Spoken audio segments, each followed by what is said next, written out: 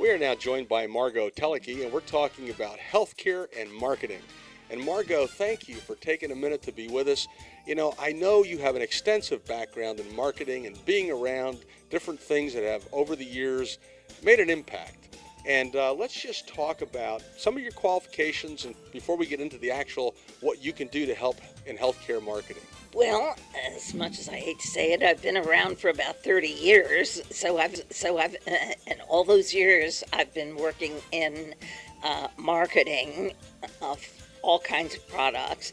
But I had a fairly large marketing agency, one of the first women-owned agencies, and we had among our clients many many pharmaceutical companies. For example, we had Eli Lilly, Pfizer, Warner Lambert, which Pfizer bought. We had Bayer. Some well-known names. Very large names. Very large names. We also worked with other Fortune 500 companies, many of them. And we've made the point. You've been there and you have done a lot of that. Let's talk about today because the name of your company is what? Teleki Healthcare Marketing. And if you had to say specialize in what you help anybody in healthcare to market what they do?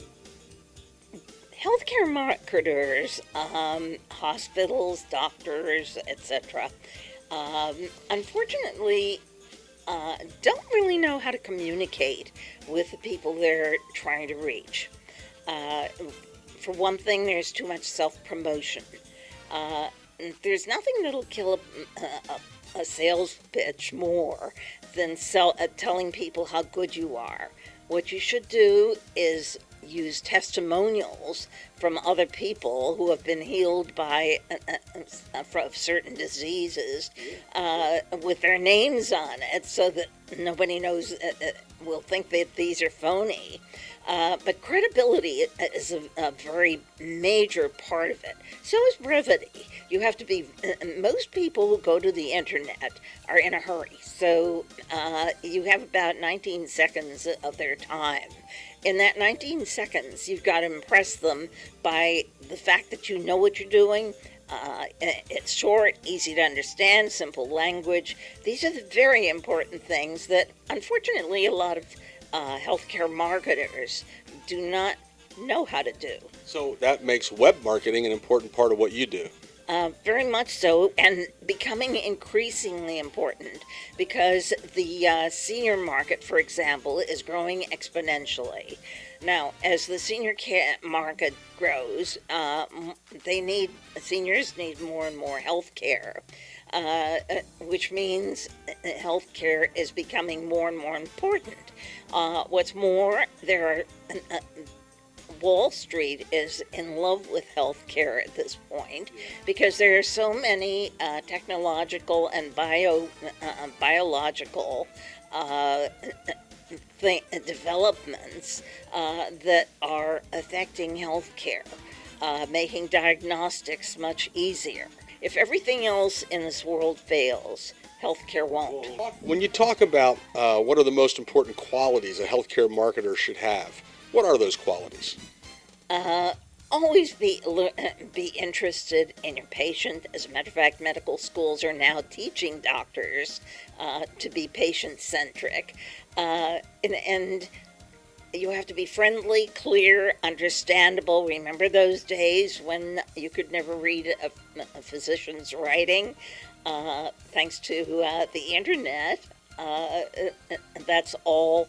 Not only the doctor's writing is there, but it's on a central computer with that any doctor within the healthcare system can consult. What about when it comes to how to grow their practice? What should be some of their chief objectives? Being clear, being honest, being believable. Boy, you nailed it right there. Very simple. Very simple. And the big problem is a lot of doctors and healthcare. I've worked with several hospitals, and they forget that they're talking to people who don't understand what needs to be done to help them, and so anything that they communicate to their potential patients or whatever has to be clear, simple, understandable, easy to read, and fast. Absolutely. And what about the economy? It doesn't really affect healthcare, or does it affect healthcare? Of course, it affects healthcare, and it's going to affect it even more so because there are going to be so many more seniors around. Senior population today is 13.9%.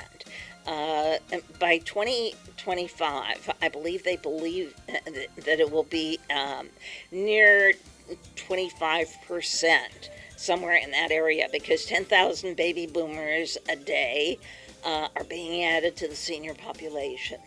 So, what about developing trends? I mean, how is that going to affect, or how will it affect healthcare marketing? Because as things change, people have to be told they're changing. Well, they have to be told they're changing, but the interesting thing is that things are changing for the better. For example, in the old days, radiation for cancer, it killed more people than it helped. Today, they use robotics in cancer surgery, and so they radiate the unhealthy cells only, but they can target those unhealthy cells and not go into the healthy cells. They leave the healthy cells alone. Uh, with prosthetics, for example, 3D printers are able to manufacture very usable prosthetics for people. So no longer is someone, an amputee, completely deprived of his sports life or doing anything else, or even his job life. So, the more these trends develop, the more marketing is necessary. You know, what, in wrapping it up, do we want to leave people thinking about? Like, whoever's seeing this video, if they're a healthcare professional, a business, they need assistance, you're on top of what it takes to get the message out. Tell us a little bit about, in wrapping it up, how you can benefit any healthcare group in making them known, whether it's to the local community or globally. Well, for one thing, I have to learn everything about my client's business, because how can I communicate it or translate it into simple language if I don't really know, number one, what they're doing, and number two, what the people need that they are trying to sell to. So when you learn to be the go-between that way, more business happens because people understand more, and so naturally they will become clients.